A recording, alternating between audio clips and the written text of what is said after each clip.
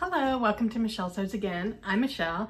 It is Saturday, so it's another hashtag Friday Sews. If you want to hear what I've been sewing, which I have been sewing, what I have planned next, and a little bit about life, then please stay tuned.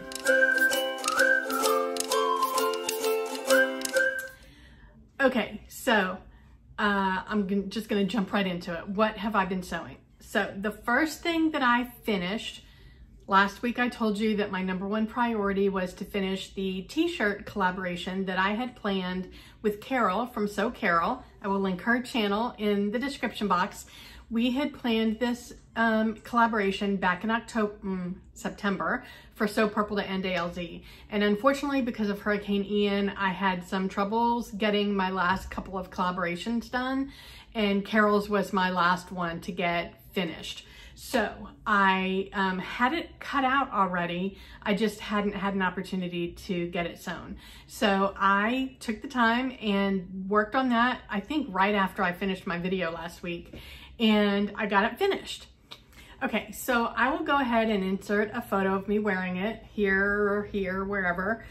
And let me just show you. So I used this really pretty purpley blue marble print, and it's an ITY knit, and then I paired it. So if I wasn't clear, our collaboration, we used different patterns, but our goal was for both of us to do a color block. So hers, I believe, was cut like diagonal from shoulder to hip.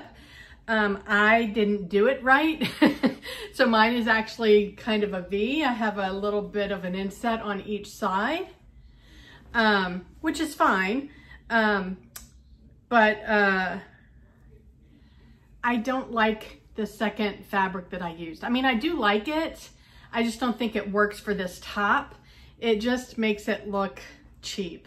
So I'm really disappointed in how I put my fabrics together. I love this t-shirt. I've made it once before. I like the way that it fits. It's just a nice loungy style t-shirt for me. It's like a little bit more, not fitted, because I don't like it fitted, but it fits a little bit closer on the top, and then it kind of flares out at the hip. And that's perfect for me, especially for lounging around the house. And I do think that the color of this fabric looks nice with this, but the problem is the type of fabric it is. It's got, I don't even know if you can tell from looking at it, it's kind of an iridescent, pearlized kind of a white. And I don't know what kind of fabric it is. It's one of those ones that kind of sticks to itself. It's not as bad now that it's been worn a little bit. I have worn this a couple of times around the house, and I will wear it. I won't wear it out because I don't like the way it looks. So I'm a little disappointed at that. I'm disappointed in me. It's my fault. It's not the pattern. It's not the collaboration. I think the collaboration was a great idea. I just chose poorly when I chose my fabrics. So that is that. I used the Bestie tee from Pattern Emporium for my t-shirt. I will link Carol's video in the description box so you can go and check hers out. Hers came out cute. The second thing that I made is what I'm wearing, and I will insert a little video clip here, but it is my first top from my Make 9, and I made it in 2 different ice dye fabrics that I had in my stash. So this one is more pinks and oranges, and this one is different shades of pink with some purple in there. And I think that the 2 of them combine really nicely. I used this one, I used this one for, I alternated. For the sleeve cuffs, I used this one for that sleeve and this one for that sleeve. And then the back is cut on the fold, so I just used this one for the back. So this pattern is, obviously it's a V-neck. It's got a seam down the front. The hem is a hem band.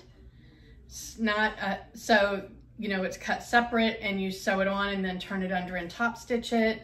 And then the neckline is a facing. Sorry, the hem is a hem facing, not a band.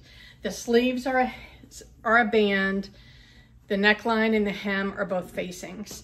For the hem, I don't mind a facing. For the neckline, I hate a facing. I screwed this up. That's my fault. I didn't read. All of the seams are 3/8 inch except for the neckline, and I didn't catch that. So I sewed this at a 3/8, and then my V was kind of wonky, so I had to unpick it and redo and all I redid was the V, so that it wasn't bunched up.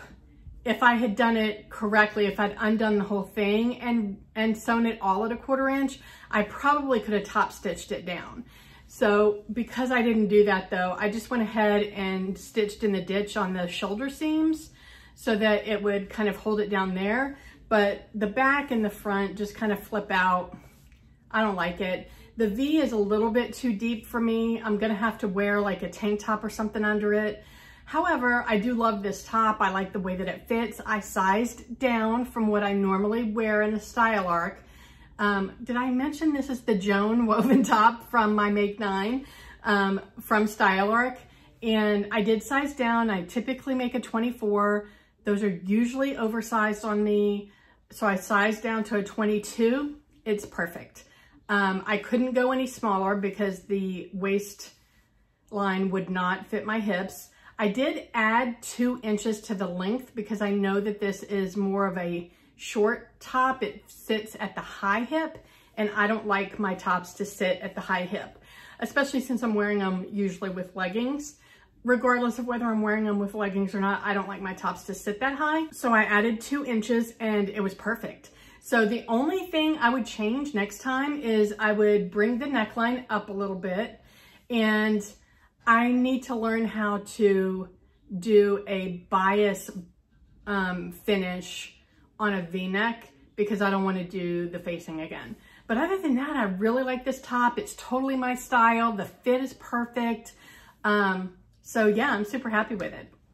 So Make 9, number 1 off the list. Score. All right, the next thing that I made, I just made it this morning. I've been playing around with my Cricut, as I've mentioned to you guys before. And I was scrolling through the design space, which is all the free stuff that comes with it. And I also have access though, so I'm not sure if this was a free pattern or it was part of the access. I'll have to find that out. But so everybody and their mother was making a bowl cozy for Christmas gifts this year during their Vlogmas. And I didn't, but I was very intrigued by it. My husband and I both, you know, we eat soup a lot. We reheat stuff in bowls all the time, whether it's soup or something else. So I was like, maybe I might not make them as gifts, but maybe I'll make them for us. And in my Cricut design space, there was a pattern for a bowl koozie. It's the same exact thing, right? They just called it a koozie. Everybody else is calling it a cozy. And so what you can do with the Cricut, it does so many things. You can cut fabric with it. Mine came with a rotary blade in addition to the fine tip blade. And then I've bought some extra, you know, blades and accessories for it. But so you can cut fabric. I could cut the batting with it. All of that I was able to cut it with the rotary cutter, and it cuts precisely to the pattern that is loaded in the machine. So I made my first bowl cozy and it came out so good. I made it for my husband. I made it in this fun comic book fabric that I had left over. I had bought it from Joann's when I first started sewing, which was at the very beginning of the pandemic. So I made him a couple of masks with this fabric. And since I had it left over, I was like, let me practice on this. And if it comes out, then I'll give it to him. And it was so easy peasy. And I love it. I'm definitely making more. I'm definitely making one for me. And then, I don't know, maybe I'll make some during the year and have them ready as gifts for next year, because I do think a lot of people would like these. That's everything that that's everything I've sewn. I have made some more things on my Cricut, just like cards and things. I'm finally getting my sister-in-law's jacket in the mail this week, and so I made a card to put in with it. I made my other sister-in-law one of those neck warmers, so I made a card for her. So those are really everything that I've made for the week. What do I have coming up next? So that is up to you guys. So I want to make another one of my Make 9 tops, and so I just want you guys to help me figure out which one is next. I'm gonna make all 3 of these, but I have fabric identified for 3 of them. Now, whichever one is next will be with these fabrics. If you guys don't choose the other 2 that don't get chosen, I have fabric planned, but since I'm not making it right now, my mind might get changed. So let me show you what I have picked. Okay, so first option, and these are in no particular order. The first option is the Forte knit top from Love Notions, and I am planning on making View A. It's the short sleeve with a little peplum or flounce or ruffle at the bottom, and I'm gonna do it in this pink and red. So I think the pink would be the bodice and the red would be the flounce.